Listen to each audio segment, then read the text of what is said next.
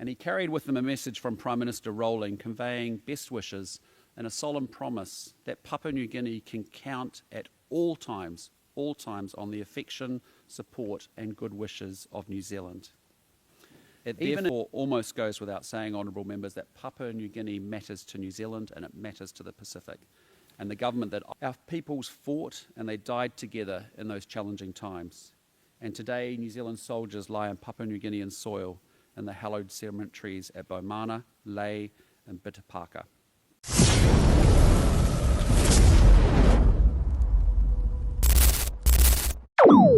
Honourable members of Parliament, distinguished guests, ladies and gentlemen, it is with great honour and deep appreciation that I welcome to this esteemed House the Prime Minister of New Zealand, Right Honourable Christopher Luxon, and his distinguished delegation. Prime Minister, your presence here today is not only a mark of the warm and enduring friendship between Papua New Guinea and New Zealand, but also a testament to the strength of our shared values of democracy, respect for the rule of law, mutual cooperation, and the pursuit of peace and prosperity for our people. This Parliament, as the heart of the democracy, is privileged to host you. We welcome your words, your insights, and your vision, especially as our region navigates complex challenges and opportunities. The Pacific family has always drawn strength from mutual respect and genuine partnerships, and New Zealand has long been a valued friend and partner in our development journey. Over the years, our two nations have collaborated across many fronts, from education, health, and infrastructure to climate resilience, defense cooperation, and people-to-people ties. These are the bonds that have grown, and not only through formal agreements, but through shared experiences, shared aspirations, and shared Pacific identity. Today, as you address our Parliament as the second leader to do so, and the first from New Zealand, we look forward to deepening our dialogue and further enriching the partnership between our nations. Prime Minister, on behalf of all members of this House and the people of Papua New Guinea, many of whom are tuned in via radio, television, and online platforms, I extend to you a most heartfelt welcome. May our words today serve to further strengthen the enduring goodwill between our nations and contribute meaningfully to a more united and prosperous Pacific region. Welcome and thank you. I now invite the Prime Minister of New Zealand to address this Parliament. The Honourable Job Pamat, Speaker of the Papua New Guinea National Parliament, the Honourable James Marape, Prime Minister of Papua New Guinea, the Honourable Douglas Tomorisa, the Leader of the Opposition, Honourable members, distinguished guests, members of the Diplomatic Corps, ladies and gentlemen, and the people of Papua New Guinea. Tēnā koutou, good pla morning trua lageta, good morning to you all. I want to begin by acknowledging the Motukoita people of the Port Moresby area as the traditional custodians of the land on which we are gathered here today. I also wish to open by expressing my best wishes to all of Papua New Guinea on your upcoming 50th anniversary of independence, and on behalf of New Zealand and of all New Zealanders, please accept my sincerest congratulations ahead of your Golden Jubilee. Mr. Speaker, it is a deep honour for me to address this incredible Parliament today. I am extremely conscious of the rare privilege that you have granted me as the first Prime Minister of New Zealand invited to speak in this esteemed chamber, and through all of you, honourable members, with the people of Papua New Guinea whom you represent. Because this building is more than a seat of government, it is a house where the spirit of Papua New Guinea finds its collective voice. Voices of your tribes and towns, of your islands and highlands, of your elders and of your youth, and of your men and women. They are voices that help navigate your national journey between tradition and transformation. And today I am humbled to bring another voice, and I hope a spirit from your Pacific kith and kin, New Zealand, your friend. Mr. Speaker, it is clear to me that Papua New Guinea is an ambitious nation, and so you should be. You are a nation whose spirit rises with the mist over the highlands, whose determination flows with the mighty Sepik and Fly rivers, and whose potential is as high as Mount Wilhelm. You are a nation rich not only in natural beauty and resources, but in the resilience and the creativity and spirit of your people.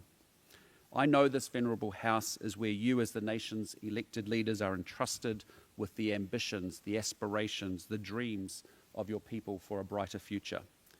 But your country is not only ambitious, it is courageous. Papua New Guinea is not for the faint-hearted.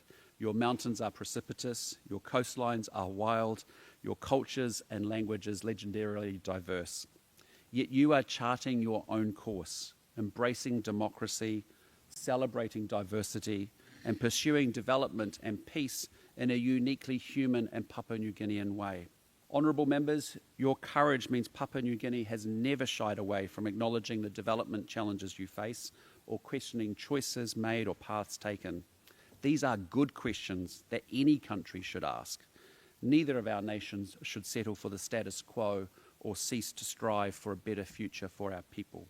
But it is worth acknowledging that over the past 50 years, you have forged a land of 1,000 tribes into one nation, one people, one country, through a shared commitment to democracy, the importance of community, and the belief that diversity comes from strength.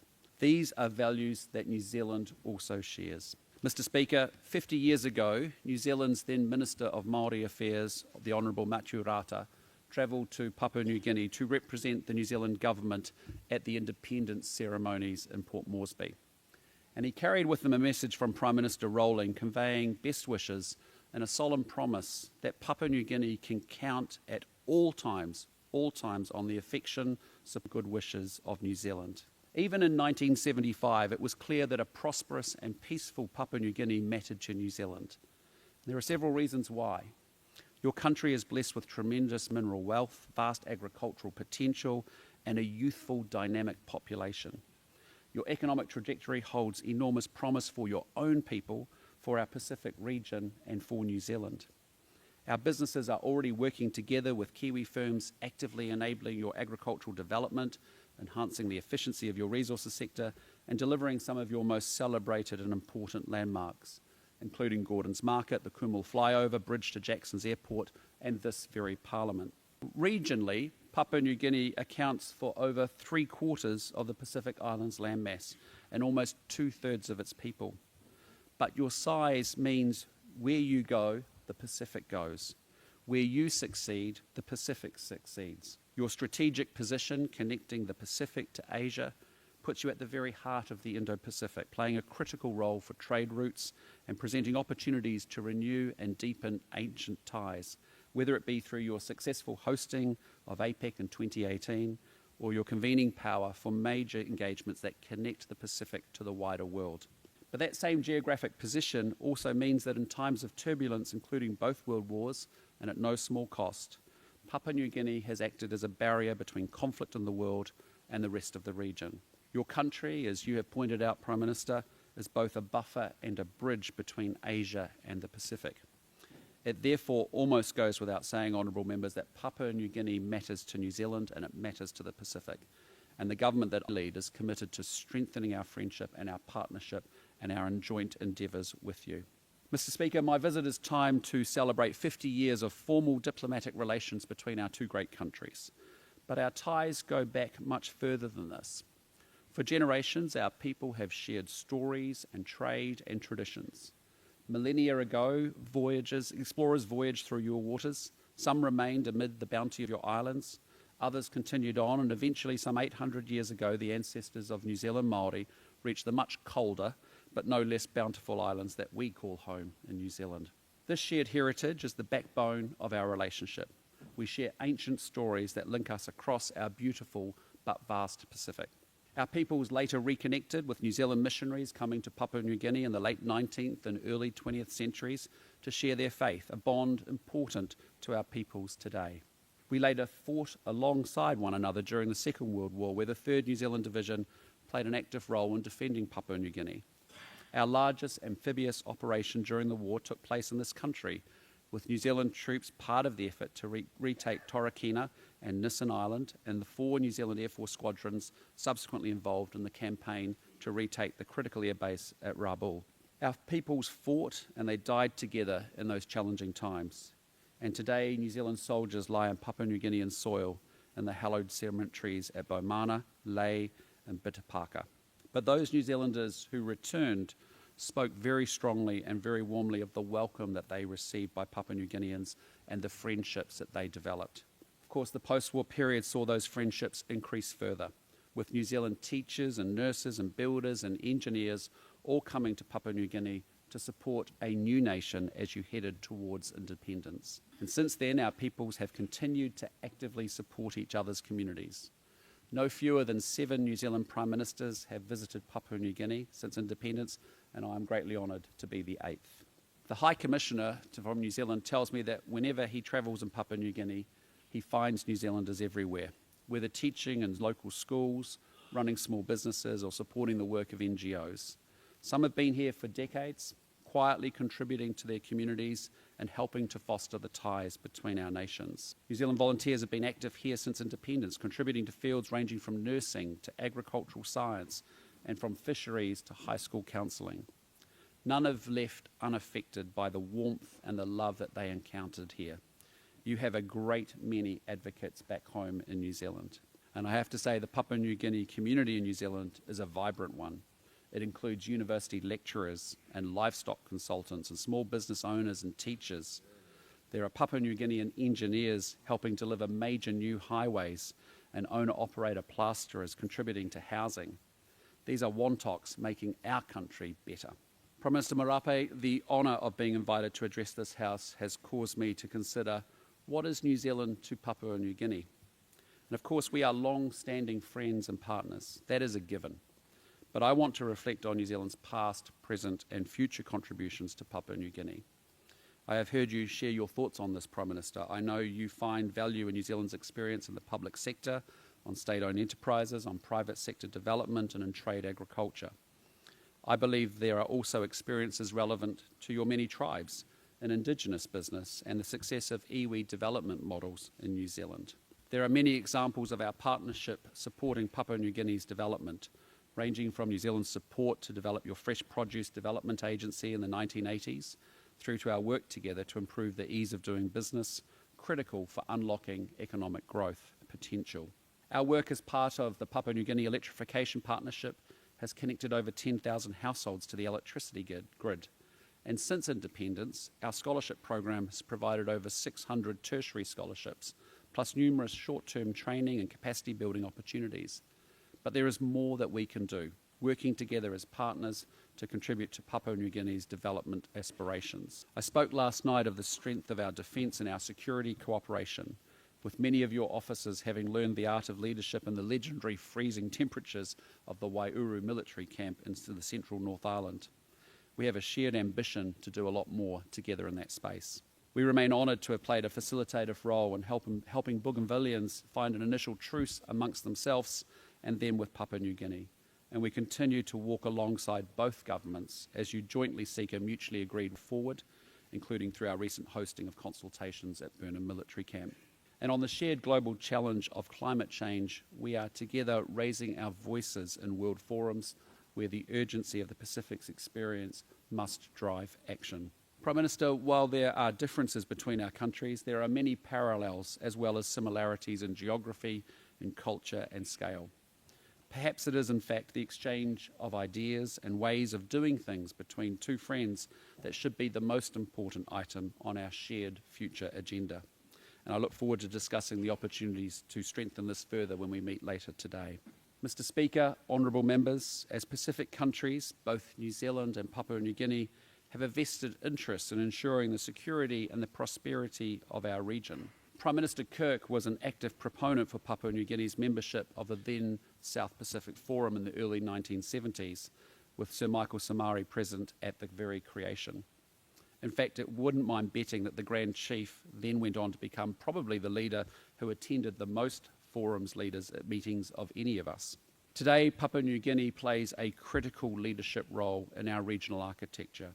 And I know that you, Prime Minister, are especially interested in what more we can do together in this space. My view is that at a time of sharpening geostrategic tensions where others' actions and priorities may see division among our Pacific family, it is more important than ever that we work together with fellow Pacific Islands Forum members. When talking about our two countries' relationship with the Pacific, however, It would be remiss of me, of course, not to mention Australia, an indispensable partner to both our nations, and who as a fellow Pacific country engages at significant scale here and throughout the region in support of Pacific priorities.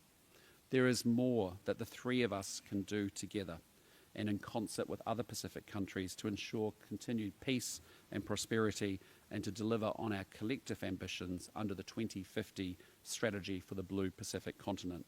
Honourable members, as we celebrate Papua New Guinea's 50th anniversary and the 50 years of partnership between our two countries, I want to close by reflecting on the prospects of our future engagement.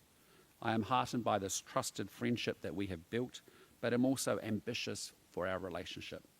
I am convinced that the best is yet to come, both for Papua New Guinea and for our partnership.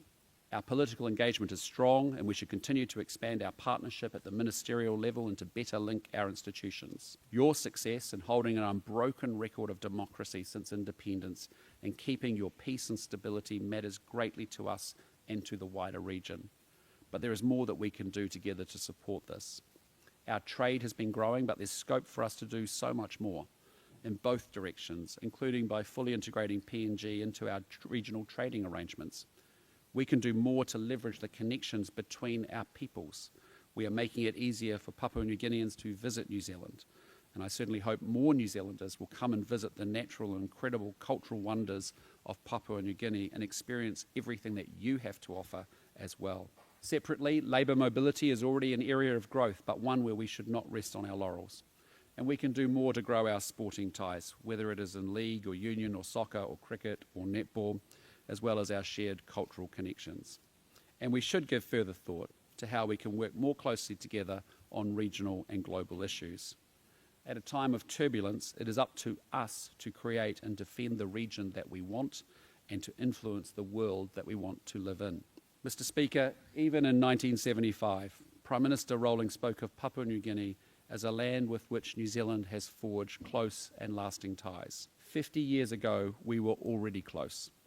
I hope that in 50 years' time, when my successor comes for your centennial celebrations, he or she will be able to look back on our partnership that has continued to go beyond a handshake and has seen us continue to invest in each other's success. Ultimately, the strength of our partnership lies not only in governments, it lies in people.